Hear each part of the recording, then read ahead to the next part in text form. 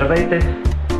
Сега ще ви покажа как работят точно някои от нашите гъделчета за защита на компютри, кутии, кашони и подобни неща. Това нещо изглежда като тиксо, но е много нежно.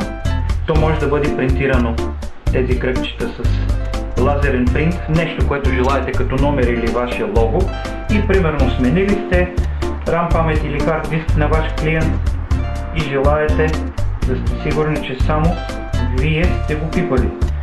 След поставянето то залепя много добре и вече ако някой се опита да го подлепи, не може да го подлепи цялото, то се кърти, къса се, и по това нещо може да разберете дали машината, която вие сте ремонтирали, е пипана неоторизирано. Същото може да се използва за пломбиране на касови апарати, на всякаква техника, контролно-измервателна техника. Много ефикасен метод. Друго, тези стикери. Имаме такива, които не остават следа и които е по-добре да се използват за компютри, например.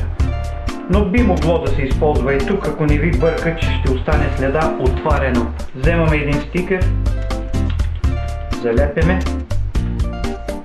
На него нищо не пише, освен това, което желаете да бъде принтирано. Security Sale и вашата фирма евентуално, като лого. Залепете, също нищо друго не пише. Другото се появява, когато някой отвори. Отваряно. И е невъзможно това да се залепи отново. То вече не лепи.